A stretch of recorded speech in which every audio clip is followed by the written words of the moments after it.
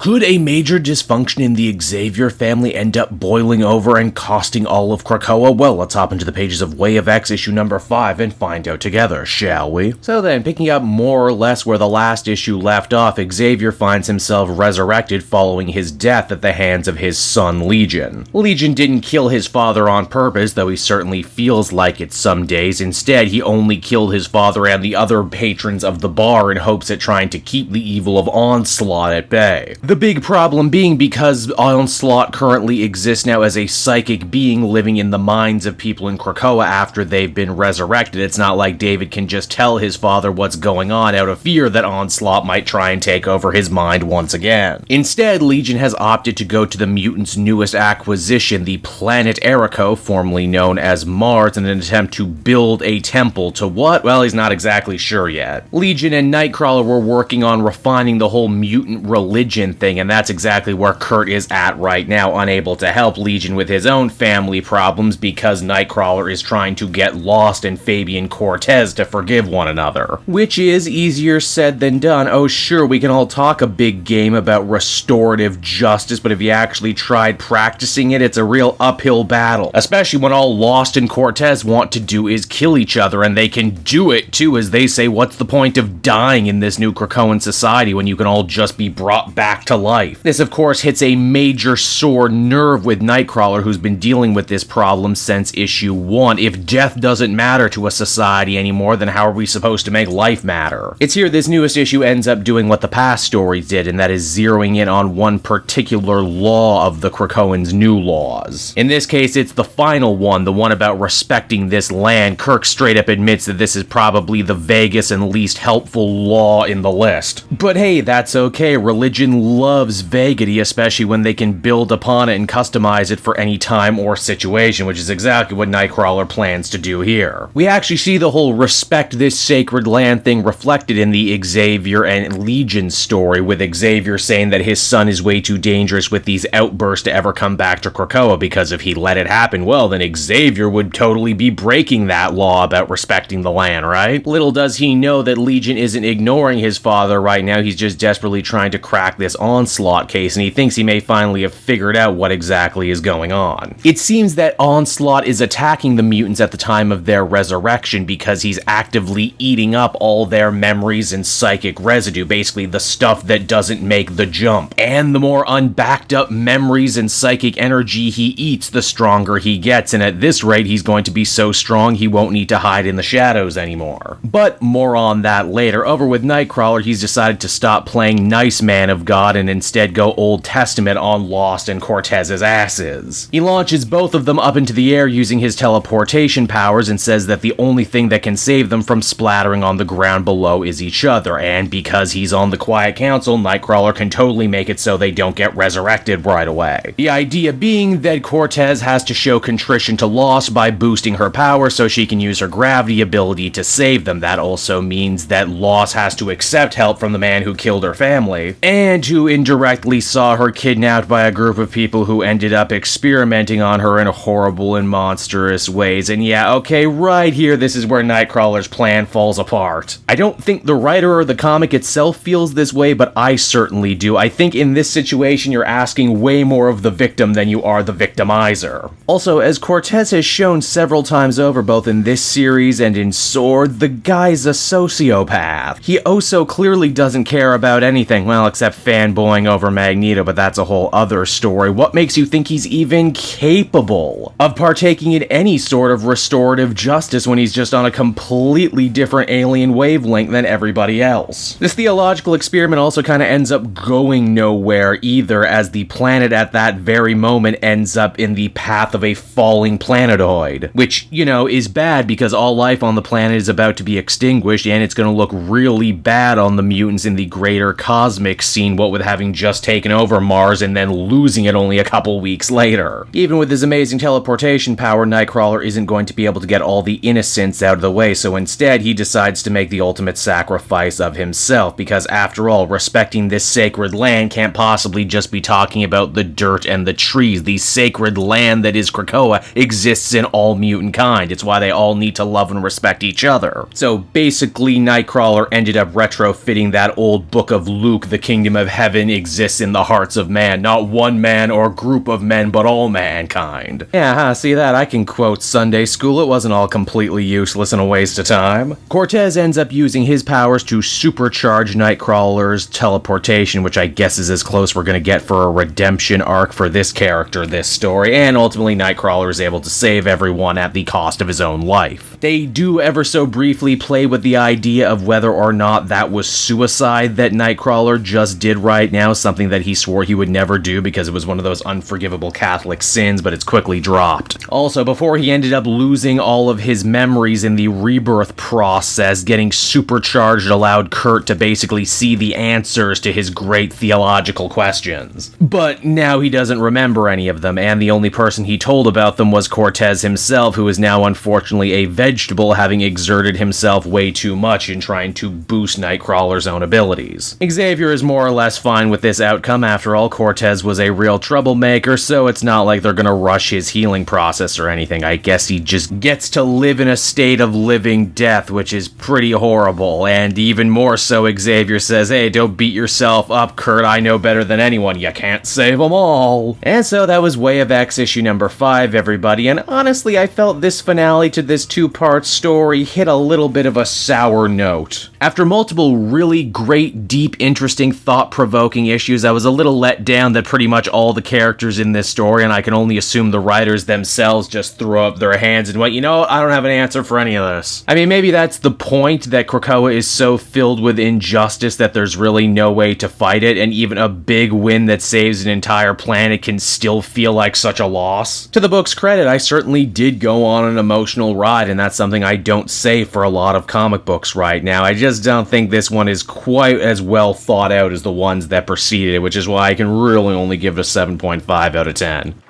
Hey there everyone, it's your pal Cape Joel again, and if you're seeing my face right now, that means you watched to the end of the video, and I'll always be grateful for that. Retention helps in this crazy YouTube game, and so does becoming a patron. If you head on down to the description, you can find a link to my Patreon page. Recently just redid all the tiers, a lot of cool stuff offering up there, exclusive commentaries, exclusive polls, behind the scenes concept art for Capes and Quest. That's the brand new D&D show I've started soon. Never been a better time to become a patron. You can become a patron for as little as $1 a month and help the channel grow and, help me continue to deliver content like what you just saw. So I want to thank you all, and I will see you again next time. Bye-bye.